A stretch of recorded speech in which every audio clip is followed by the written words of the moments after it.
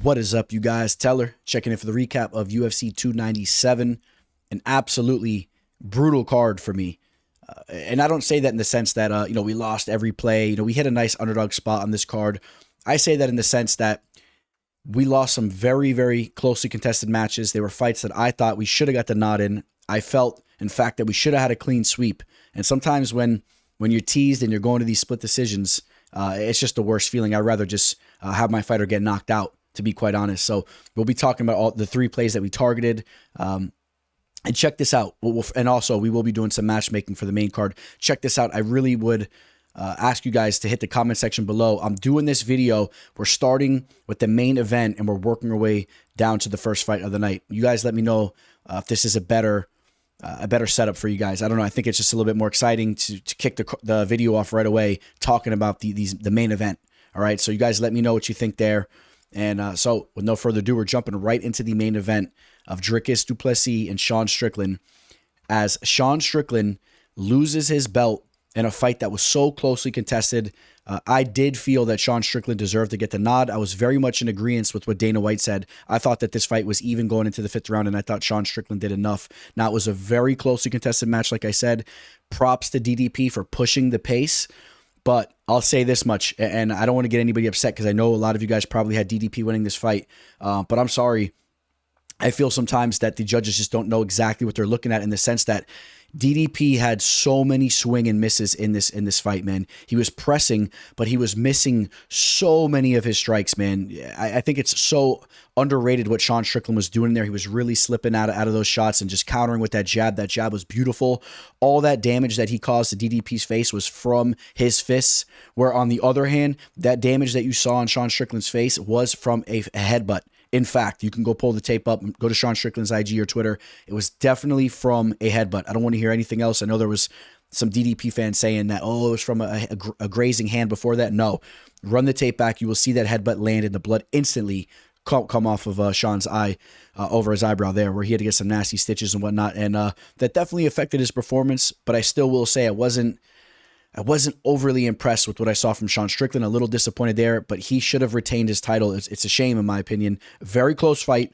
Props to du Plessis for bringing the fight. He's a fun fighter to watch, but I just don't think he deserved to grab the title there. But, when you go to the judges' scorecards with the fight that's this close, if one of those judges isn't really a big fan of Sean Strickland's personality, his political views, and which side he's on, I hate to say it, man, some of you guys are underestimating how much that plays a role in these types of decisions, man. You get some judge out there that's completely on the other side, and let's be honest, man, the vast majority of people are political, and they do lean one way or the other.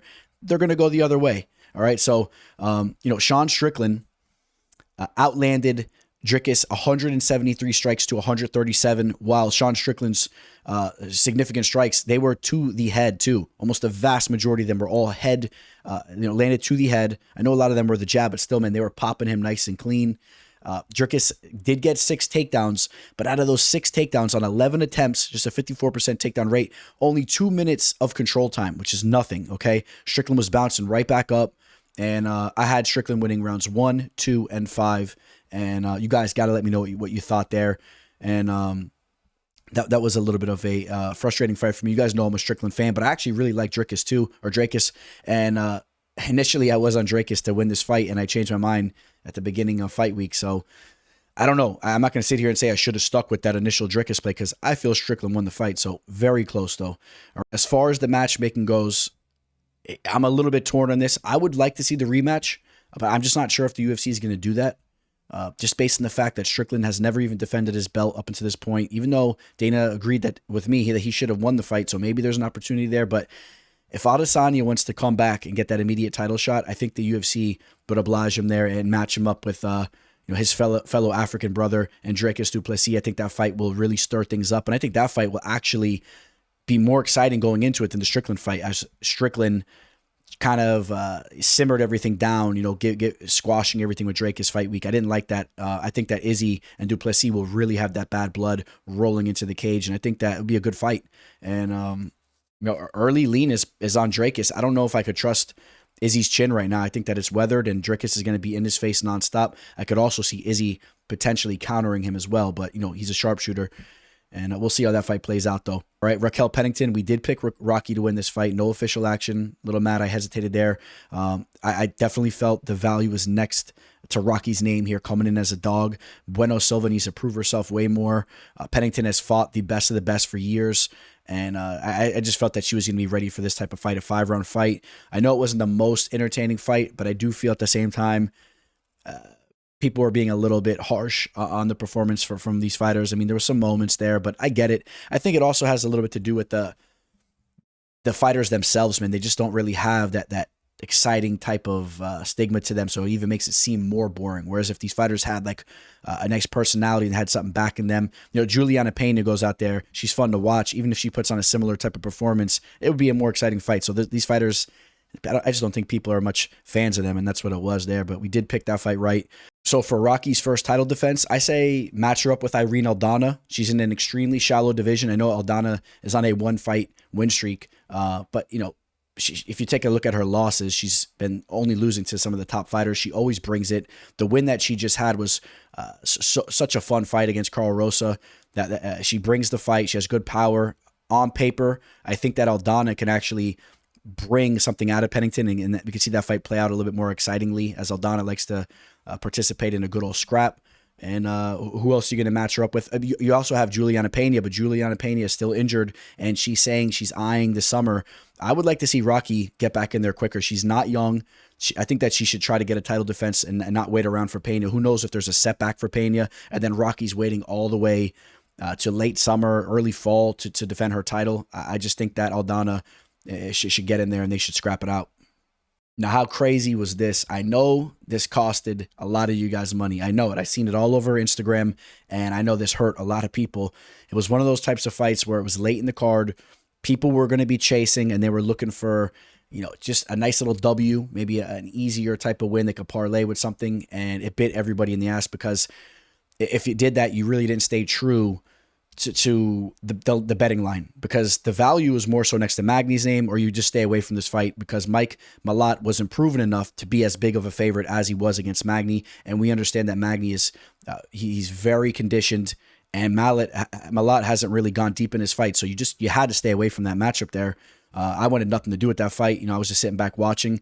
I was still kind of disappointed because, although I had that post about Canadian mixed martial arts really falling off a cliff, deep down, I want to see Canadian mixed martial arts start to pick it up. I want to see a fighter be able to represent that country. I love to see a fighter representing every country at a high level. I love to see those types of fights between different countries at a high level. So Mike could have been a fighter that really represented Canada on a huge scale, and that was a big time loss. He dropped the ball. He was up 2 rounds, made a horrible decision to go for that sub late in that fight. Should have just cruised a little bit into that W and didn't know what to do once Magny kind of flattened him out there and put him in that move and just finished him up the ground and pound. And Magny now, he's a fighter, even though he's taken some losses as of recently. They're 2 high caliber fighters, right? He's still battling top guys. I mean, he lost to Ian Machado, Gary, Gilbert Burns, Shavkat Rakhmonov. So I mean, he's been losing to good fighters and still sneaking in some W's, man. Just had a victory over Phil Rowe, D-Rod, Max Griffin, now Mike Malott.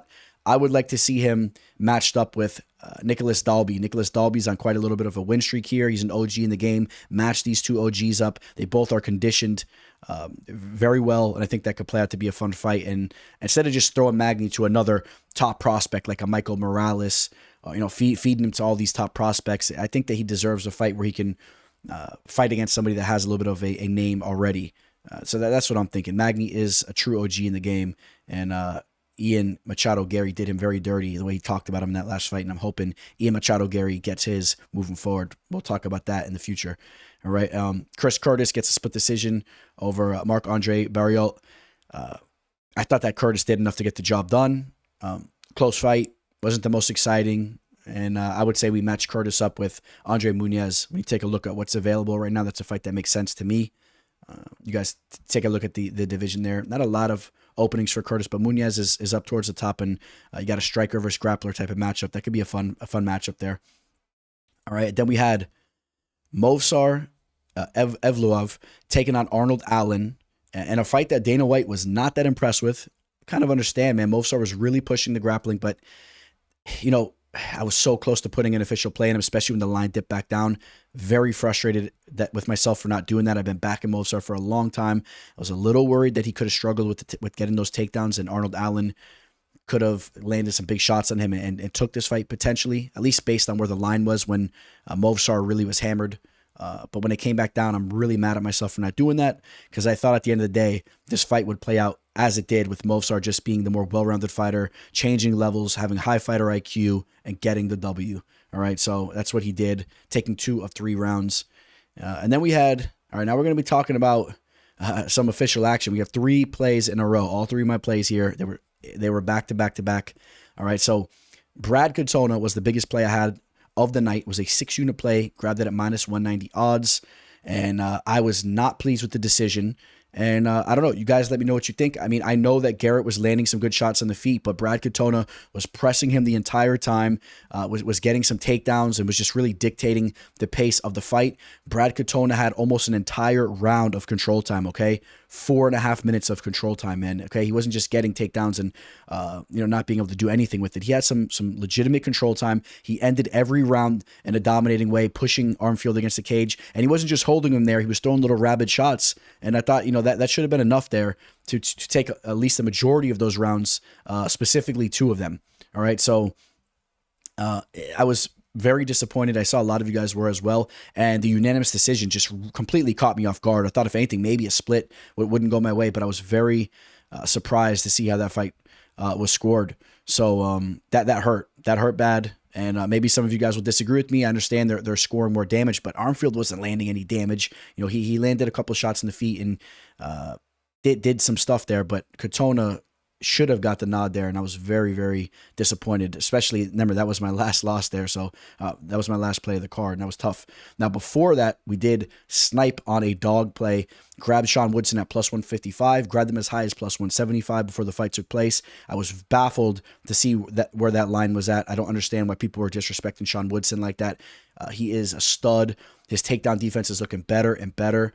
Meanwhile, he has some of the best boxing skills in the game, as we talked about when we predicted this fight. Charles Jourdain is a fun fighter, but I thought there was such a realistic possibility that Sean Woodson was going to frustrate him with that 9-inch reach advantage, the takedown defense, and I couldn't believe that the bargain I got there. So I'm a little upset with myself for not throwing more units at that, as I had 2 units on Sean Woodson there. I should have had some more on him, but a nice W.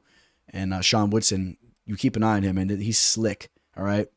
Now, before that, this was one of those close fights that didn't go my way. City taking on Ramon Tavares, a split decision that didn't go my way.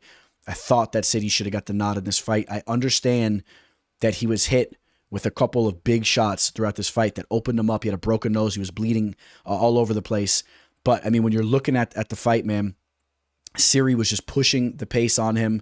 He dictated, the pace of the fight. He was pressing, and he was outlanding Ramon Tavares. So, I wasn't shocked that it was a split decision. This one, interestingly enough, I thought I don't know. They were all kind of close, but I thought that City should have got the job done. He was pressing, and I'll tell you why I targeted this fight, though, real quick as well. City obviously won the first time. Premature stoppage. I thought that City was still on his way to finishing that fight up, even if it wasn't stopped, the way he dropped Tavares there. City is a fighter that I'm still going to be keeping an eye on.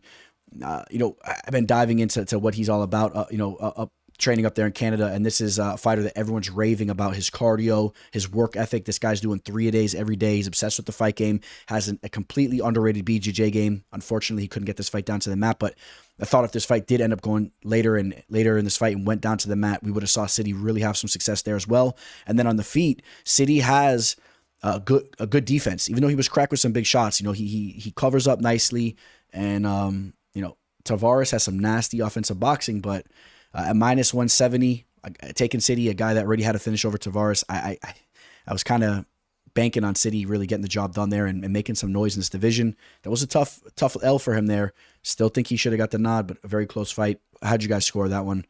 All right, Jillian Robertson finishes up our girl, Polyana Viana. That was tough there to watch. Polyana always has a special place in all our hearts. Jillian Robertson does as well. And Jillian Robertson, she's really making some noise right now. She's won 1, 2, 3 of her last 4 fights. And she's been doing her thing. You guys know we talked about this. Just losses to legitimate fighters, still young, and she'll get a good fight moving forward, and she'll continue to make some noise. Sam Patterson gets that rear naked choke over Johan Liness. Now, this was a fight. I thought Liness had the ability to land that big shot. We know Patterson got knocked out in his first fight in the octagon in that UFC debut fight. He has giraffe syndrome, and I thought that Liness could have been able to touch him up with that power. Now, right before the fight, I don't know if you guys heard, but we heard that Liness was battling some injuries. I didn't like hearing that going into it. I kind of was seeing that value next to Patterson's name more and more right before the fight took place. But again, we talked about the fact that Liness has shown some deficiencies in his grappling, and Sam Patterson has looked good with his grappling. And if he was able to avoid striking too much, and if he was able to get the fight down to the mat, we saw that avenue for victory for him, and that's exactly what he did there. So, and then we went over to the women's bantamweight division where Jasmine Jasudavicius looked very good against Priscilla Cachoeira, was able to get that Darce choke in the third round. She was dominant all throughout the fight. It was very reminiscent to Priscilla's UFC debut where she took on Valentina Shevchenko and was just a little bit too tough for her own good, taking all that damage. And Jasmine, she's a fun fighter to watch, and she could definitely make some noise in the division. But at the end of the day, I still think that her striking is lacking and when she fights against some of the upper echelon fighters in the division. And her fight IQ is a little low at times, although she's been working on that. I just don't ever see her really making a run at the title, but she'll be a fun fighter to watch and one of the best fighters representing Canadian MMA right now. So, all right. And then now how about this first fight? Jimmy the Brick Flick gets that arm triangle choke over Malcolm Gordon. I thought this was such an exciting way to kick the card off. I was loving it. Now you guys know we did edge the Malcolm Gordon side, although that was when the betting line was more towards pick'em odds, and that was based off the more recent activity of Gordon, more of the durability that he showed in the cage and whatnot. Well, Flick, we had some major question marks about him going into this fight. Was finished in his last two fights after he came back from retirement from the sport, and it didn't look good for him in the first couple of minutes. Looked like we were going to see a little bit more of the same. He was on his back. He was getting hit with big shots, but Malcolm Gordon is a fighter that likes to push with the grappling, and we know that Flick is a little bit of a wizard at times down the mat. Almost had that sub in the first round, eventually gets that sub in the second round, and that's what we were worried about there as far as targeting Gordon. And anyone that was targeting Gordon up with that minus 200 line, I think you guys were way off on that. The highest I would have liked to have seen you guys targeting Gordon was, like I said, minus 145 and down. The value was without a doubt next to Flick's name once that fight took place, where you could have got some nice value on him. And I threw a couple bucks on him. As you guys know, I like to have action on every fight, but my official plays is where I have my big action, and the value was next to Flick at that point in time. So I think Flick will be finished up, though, in his next fight if he gets matched up against anyone more competent than a Gordon. So that is the recap of UFC 297. Let me know how you guys did. I know I saw on IG a lot of you guys struggled on this card as well. Again, a frustrating card, I thought I should have had a clean sweep in. And, even throwing extra money at Sean Strickland at the end of the night as I'm enjoying myself and taking an L in a fight I thought I should have won too. Shout out to everybody that's followed me on IG at MMA Fortune Teller _ and on Twitter. As you guys saw on my IG, I had some new content coming your guys' way. I had my reactions in my story for all the fights I had official plays on. It's pretty cool. You guys can see my live reaction as we go to the scorecards, which it was brutal.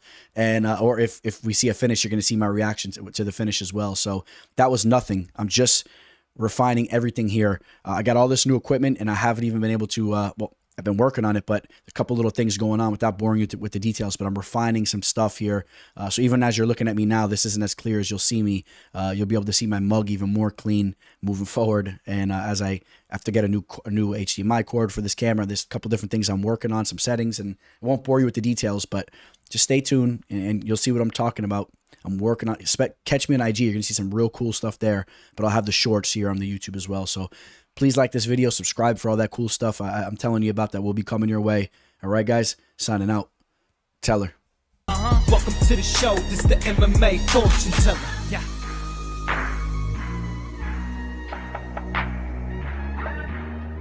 The MMA Fortune Teller.